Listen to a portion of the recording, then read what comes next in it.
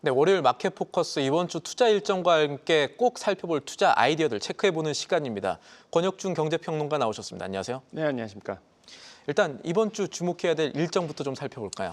네, 이번 주 일정 살펴보겠습니다. 월요일이죠. 이제는 오펙의 월간 원유 시장 보고서가 이제 발표가 됩니다. 아마 세계 유가의 흐름 알 수 있고요. 그 세계 경제 흐름이 또 앞으로 어떻게 흘러갈지 이제 볼 수 있는데 요즘에 유가가 많이 떨어졌습니다. 관세 이슈로 인해서 불확실성이 커지다 보니 유가에 대한 정책 흐름이 보여주고 있는데 어쨌든 간에 이번에 실적 보고서를 통해서 확인할 수 있다라 보시면 되겠고요. 그다음에 이제 화요일로 바로 가보겠습니다. 이제 카카오페이에서 이제 추가 상장이 되죠. 주식 매수 선택권 행사 스톡 옵션인데요. 이게 지금 보면 12,000주 플러스 1,000주에서 13,000주 정도가 사실상 이제 스톡 옵션으로 이제 행사가 될 것으로 보고 있습니다. 그래서 요거 이제는 주식시장에 미치는 영향도 차차 이제 말씀드리겠고요. 그다음에 중국 무역 수지가 발표가 됩니다. 역시나 중국에 대한 내수 부진에 따른 과연 무역 수지가 어떻게 됐을지도 보셔야 되겠는데 지금 보면은 1, 2월에 수출 증가율이 2.3%로 해서 부진한 모습 보여왔고요. 수입도 마찬가지입니다. 1, 2월 통계로 봤을 때도 2023년 이후에 가장 큰 감소세가 나오다 보니까 역시 관세 이슈로 인해서 어떤 영향을 더더욱 미칠지도 확인하셔야 되겠는데요. 역시나 중국에 대한 이런 수출입 통관, 이 무역 수지가 만약에 감소가 된다 그러면 뭐 우리나라 시장에 그렇게 좋은 영향을 주지 않는다라는 거는 이미 뭐 알고 계실 것 같습니다. 또 세 번째로 본다 그러면 미국의 3월 수출입 물가도 발표가 되는데 마찬가지죠. 이제 관세 이슈로 인해서 과연 미국의 이런 그 인플레이션 우려 속에서 중요한 지표로 나오다 보니까 이것도 확인하셔야 되겠고 미국의 기업 실적도 이제 발표가 되고요. 그럼 수요일로 넘어가 보겠습니다. 중국 1분기 이제는 경제 성장률이 발표가 되는데 뭐 아시겠지만 중국은 양회에서 이제는 5% 안팎으로 이제 성장률 목표치를 잡아왔습니다. 그래서 이번 연도에 과연 1분기의 경제 성장률을 보고 힌트를 좀 얻을 수 있거든요. 이런 점에서 봤을 때에 지금 뭐 워낙 안 좋은 상태로 중국도 가고 있어서 오늘 그러니까 수요일 날 나오는 이 경제 성장률 지표를 보고 우리나라의 뭐 관광이라든지 화장품 이런 장기적인 어떤 관점도 좀 힌트를 얻을 수 있을 것 같습니다. 미국 소매 판매 집계가 좀 발표가 되는데 뭐 소매 판매 같은 경우에는 소폭 2월에 조금 증가된 부분이 있지만 그래도 이제 관세 이슈가 또 어떻게 영향을 미칠지 또 보셔야 되겠고 세 번째로는 유로존 3월 소비자 물가 확정치 발표되고 그다음에 이제 ASML 실적 공개가 되는데 뭐 슈퍼 입니다 사실상. 그래서 과연 이번에 이제는 관세 이슈로 또한 반도체 품목 관세 이것부터 시작해서 이제 줄줄이 엮여 있거든요. 그래서 반도체주 전체 이제 흐름을 좀 읽어낼 수 있는 중요한 사실상 실적 공개라고 저는 생각을 해보겠고요. 목요일 날이 정말 중요하죠. 이제 금통위에 이제는 금리 결정이 일어납니다. 그때 이제 보시면 되겠고, 뭐 유럽 중앙은행도 금리 결정하고요. 금요일 날에는 뭐 특별하게 부활절 휴장이기 때문에 뭐 기독교 국가죠. 사실상 이제 뭐 미국이라든지 프랑스라든지 아니면 뭐 영국이라든지 부활절 휴장을 합니다. 그래서 특별한 이슈는 없고요. 이렇게 해서 이제 전체 일정이 있는데 이번 주도 역시나 관세가 중요한 아마 증시에 가장 큰 영향을 끼치지 않을까라고 보고 있습니다. 맞습니다. 저희가 아침에 브리핑도 좀 했고 저희 일정이 하나하나 적혀진 내용은 아니지만 이번 주 꼭 체크하고 넘어가야 할 중요할 부분이 이 간밤에 나왔던 주말에 나왔던 이 스마트폰 관세 이거 어떻게 되는 건가? 이게 우리한테 좋은 건가 나쁜 건가 지금 궁금해하시는 투자자분들이 많이 계시거든요. 어떻게 봐야 될까요? 좋다 말았죠, 사실. 좋다 말았다. 왜 그러냐면 사실 어제 이슈만 본다 그러면 이거 그러면은 사실상 이 스마트폰이라든지 20개 정도의 이제는 그 전자제품에 대해서 관세가 그러면 풀린다. 사실상 이건 관세 책정이 없다라고 이제 얘기가 나왔기 때문에 약간 우리나라의 반도체주, 특히 이제 삼성전자 중심으로 해서 좋은 분위기가 연출되는 거 아니냐. 실제 외신들로 처음에 이 유예 얘기 나왔을 때 TSMC, 애플, 델 그리고 삼성전자 언급하기도 했었습니다. 네, 그러다 보니까 이 오늘장이 굉장히 좋은 흐름 이어갈 거야 했는데. 뭐 이미 아시겠지만은 뭐 지금 그거는 트럼프 대통령이 다시 한번 얘기를 했고요. 그래서 이제 불확실성이 더 커졌죠. 지금 상황을 본다 그러면 그거 아니다. 무역확장법 232조로 인해서 이 품목 관세, 특히 이제 반도체에 대한 품목 관세 조만간 책정할 거다. 조만간 이야기할 거다라고 하면서 이게 유예가 아니다라고 사실상 이제 밝혀왔거든요. 그러니까 이게 그러면 정확하게는 잠깐 미뤄지는 거지만 아예 면제하는 건 아니다. 맞습니다. 그래서 잠깐 미뤄지는 게 지금의 이제는 외신에 따르면 또한 백악관의 통보에 따르면 7월 8일까지는 사실상 유예가 된다 이런 얘기가 있거든요. 그런데 그 사이에 이제 14일에 사실상 트럼프 대통령이 이제는 공개하기로 품목 관세에 대해서 구체적으로 어느 정도 얘기를 하기로 했기 때문에 사실상 이제 곧 발표됩니다. 또 그렇게 되면 이 반도체에 대해서 그러면 정말로 25%의 관세가 된다 그러면 말 그대로 이제 좋다 만 거죠. 이런 상황에서 사실 반도체 주행 불확실성이 저는 오히려 더 커졌다. 그래서 이게 호재로 작용할 수 있었는데 그렇지 않을 거라고 저는 이제 내다보고 있고 특히 이제 히토류에 대한 지금 중국에서 수출을 이제 막겠다라고 이제 얘기했잖아요. 그동안 계속 나왔던 얘기인데 수출 금지 조안하겠다라고 이제는 얘기를 지금 외신에서 나오고 있습니다. 그러면은 사실상 여러 가지 문제가 걸리죠. 왜냐하면 히토류는요 말 뜻 그대로입니다. 이게 희귀한 흙인데 거기에 이제 각각의 이제 희귀한 흙이다 보니까 광물 자원이 있잖아요. 그러면 생산량 1위가 중국이고요. 예상 매장량 1위도 이제 중국입니다. 여기서 나오는 사실 히토류의 모든 공급이 90%가 다 중국에서 나오는데 이거 만약에 막아버리면은 사실상 미국에 있는 무역이라든지 아니면 무기라든지 첨단 산업에 쓰는 원재료 가격이 다 높아질 수밖에 없거든요.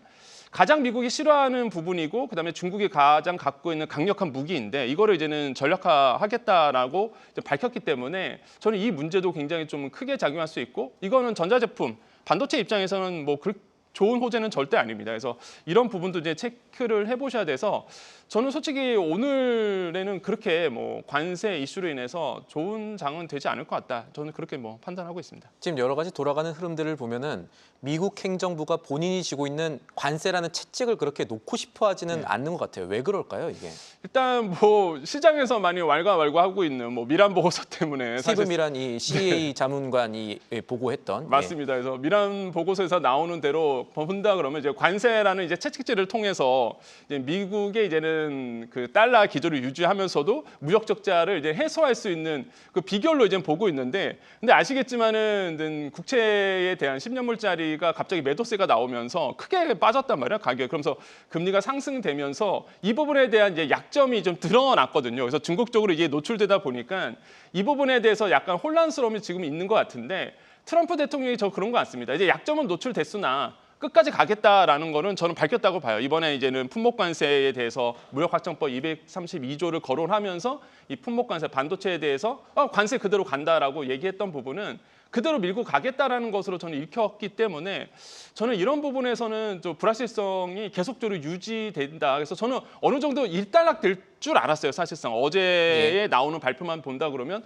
일단락 되겠구나라고 봤는데 아직은 일단락되지 않았다. 그래서 안심하기는 굉장히 이른 수준이고 저는 이런 부분에 봤을 때 미란 보고서는 저는 현재 진행형이다. 어떤 분들은 사실 이거 불가능하다. 왜냐하면 중국 쪽에서 호락호락하게 사실상 위안화 절상이라는 부분과 그다음에 위안화 가치를 떨어뜨리지 않을 거기 때문에 이거는 힘들다라고 보는 분들이 있지만은 저는 계획대로 가고 있다고 보거든요. 사실상. 근데 변수라는 이제 국채 매도라는 변수가 좀 생겼을 뿐이지 과도하게 빠졌던 이 변수가 생겼을 뿐이지 저는 그대로 간다. 그래서 이 관세에 대한 드라이브는 절대 트럼프 대통령이 놓지 않을 거기 때문에 주가 흐름에서 본다 그러면 여전히 안 좋은 흐름으로 계속적으로 변동폭이 더 심해질 수 있는 장으로 저는 계속 갈 것이다라고 이제는 생각을 하고 있습니다. 알겠습니다. 미국이 재정 적자를 해결하기 위한 강경책 혹은 시장에서 조금 이상하다고 생각할 수 있을 만큼의 이 행동들을 계속할 것이다라고 지금 정리를 할 수가 있겠군요. 네, 그렇습니다. 알겠습니다. 다음 주제로 넘어가 보죠. 이제 국내 증시 이슈 가운데 좀 주목해 보시는 점이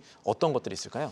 카카오페이 정도라고 좀 보시면 되겠는데. 네. 아시겠지만 카카오페이 들고 계신 분들은 그동안에 주가 너무 많이 빠졌죠. 네, 너무 많이 빠지다 보니까 사실상 이제는 조금 기분이 안 좋으신 분도 계실 겁니다. 그래서 근데 오늘 이번 주에 나오는 이슈들 같은 경우가 사실상 그렇게 좋은 또 흐름 이어가지 못할 거라고 좀 보고 있어요. 일단 주식 매수 선택권 행사가 13,000주 정도가 이제 시장이 풀리게 될 텐데 아시겠지만 스톡옵션 행사하면은 사실 주가의 좋은 흐름은 일어나지 않습니다. 내가 갖고 있는 주식에 대한 희석이 되다 보니까 좋은 흐름 이어가지 못할 거라고 보고 있고 특히 21년도에 아시겠지만 카카오페이 경영진들이 이 스톡옵션 행사해서 대량으로 사실상 차익 실현했거든요. 그래서 이런 부분이 아직도 우리의 뇌리 속에 기억이 남아있다 보니까 물론 그때는 800억대였고 지금은 네. 사실 수억대로 좀 그렇죠. 이번에 나올 건 좀 낮지만요. 네, 예. 그 당시에는 거의 주식 수가 8만 주 이렇게 좀 컸단 말이에요. 그래서 그랬는데 지금은 이제 13,000주 정도가 되긴 되는데 그래도 사실상 우리의 뇌리 속에 아직도 그런 기억이 남아 있다 보니 이제 심리적 측면에서 본다 그러면 카카오페이에 대해서 긍정적으로 보시는 분들은 많이 없을 것 같다는 생각하는데 그래도 이제 긍정과 부정을 좀 나눠 보겠습니다. 이제 긍정적인 부분은 역시나 이제 1분기에 이제 흑자 전환이 될 가능성이 굉장히 높고 그다음에 지금 보면 76억 원 정도 예상을 하고 있습니다. 흑자를. 그래서 이런 부분들은 조금 긍정적이죠. 그다음에 결제사업부에서 매출액이 7.5% 전년 대비해서 늘어나는 부분. 그다음에 금융사업부죠. 이제 뭐 대출이라든지 보험 쪽에서도 전년 대비해서 매출액이 76% 늘어날 것으로 추정하고 있다 보니까 이런 부분은 조금 긍정적으로 좀 볼 수 있는 부분이 있습니다. 그래서 뭐 이런 거는 좀 저는 긍정적으로 바라보는데 근데 부정적인 요인도 당연히 있다. 그래서 지금 온오프라인 소비가 둔화되잖아요. 예. 대표적인 카카오 하면 딱 떠오르는 게 오토 서비스란 말이에요. 이제 오토 서비스로 해서 성장한 회사가 카카오고 거기서 결제 부분을 카카오페이라든지 대출 부분을 맡아서 커진 회사가 카카오페이인데 오토 서비스 자체가 둔화되고 온오프라인 시장 자체가 둔화된다 그러면 뭐 장기적으로 봤을 때 좋은 흐름을 이어가지 못한다. 이게 부정적 요인이 첫 번째고 수수료 인상 효과 때문에 긍정적으로 아까 봤지만은 이것도 이제 일시적으로 끝날 거다라는 이제 관망도 나오고 있습니다. 그다음에 무엇보다 너무 밸류에이션이 높죠, 사실 동종업계에 대비해서. 그래서 이런 부분이 현재 한 PER로 하면 60배가 넘죠. 네, 그렇습니다. 이게 사실 작년까지만 해도 PER이 의미가 없었고요. 적자하다 보니까. 예. 근데 이제는 이번에 이제 1분기가 이제 흑자가 된다 그러면 지금 현재에서는 이렇게 이제는 예상을 하고 있어서 이런 부분은 우리가 좀 보셔야 되겠습니다. 알겠습니다. 저희가 이제 마지막 질문 하나 드려야 되는데 이번 주에 국내 증시에서 혹은 우리 경제에서 가장 중요한 거 하나 꼽으라면은 금융통화위원회거든요.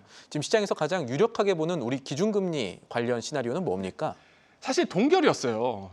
시장까지는 이제까지는 딱 동결 이거 할 거다. 이제 동결이다. 이거는 뭐 금리 인하할 수가 없다. 왜? 환율 때문에 예. 장중에 1,480원 뚫어내니까 당연히 이거는 금리는 동결할 수밖에 없는 구조로 갑니다. 인하했다가는 금리 격차가 더 벌어지니까 환율 더 치솟거든요. 근데 또 상황이 바뀌었어요. 미국 국채에 쏟아져 나오면서 갑자기 달러의 가치가 내려가기 시작합니다. 그러면서 지금 환율이 쭉 내려갔거든요. 그러니까 변동폭이 거의 일주일 만에 한 60원대 도 벌어지다 보니까 환율이 이제 또 내려가고 있는 거예요. 이렇게 되면은 한국은행 금통위 쪽에서 이런 추세를 본다 그러면 인하할 수도 있다. 이런 생각이 듭니다. 저는 원래 얼마 전까만 해도 이거는 동결로 무조건 가야 된다는 생각이 있었는데 지금의 환율 추이를 또 주말에 나왔던 환율 추이를 본다 그러면 이거는 4월에 인하 가능성도 충분히 있다라고 저는 보거든요. 그래서 개인적으로는 시장의 이 흐름이 조금 예측과 다른 흐름이 나올 가능성도 있다고 말씀하시는 거예요. 예, 지금 10년물짜리 미국 국채가 지금 계속 쏟아져 나오고 있거든요. 예. 그렇게 된다 그러면 달러 가치 떨어집니다. 계속적으로. 그러면 환율이 안정될 수밖에 없어요. 지금 상황으로 간다 그러면은 이러면은 금리 인하를 단행해도 되겠다라는 생각이 듭니다. 왜냐하면 경기 내수 아시겠지만 너무 안 좋거든요. 관세 이슈 때문에 지금 우리나라의 경제는 계속적으로 둔화되고 있는 상태고 불확실성이 너무 커지는데 이 상황에서 추경이 과연 진행이 됐을까라고 본다 그러면 뭐 그것도 변수가 될 수 있지만은 아마 이번 주 초에 이 예산안 관련해서 국회에 나오겠지만요. 추경안이. 그렇습니다. 그래서 지금 상황으로 봤을 때는 빨리 금리 내려서 사실상 경기 회복, 둔화세를 좀 천천히 해줘야 된다라고 볼 수가 있겠죠. 그렇기 때문에 금리 인하 부분은 분명히 필요한데 환율 때문에 사실상 동결로 예상했었는데 이 환율 부분의 리스크가 조금씩 없어지면서 금리 인하도 충분히 이제는 나올 가능성도 있다라고 좀 보고 있어서 만약에 금리 인하가 단행된다 그러면 우리나라의 기술주에 대한 부분 다시 한번 좀 보셔야 되지 않을까. 지금 워낙 좀 안 좋게 부정적인 흐름이 많은데 또 반대로 또 생각해 볼 여력도 생긴다라고 저는 생각해 봅니다. 알겠습니다. 오늘 마켓 포커스 시간 여기서 마무리하도록 하죠. 중요한 주간 일정이 많았습니다. 정리해 주셔서 감사합니다. 권혁준 경제평론가였습니다. 네, 감사합니다. 계속해서 다양한 경제 이슈를 알고 싶다면 구독과 좋아요, 알림 설정 부탁드립니다. AI 캐스터 권미정이었습니다.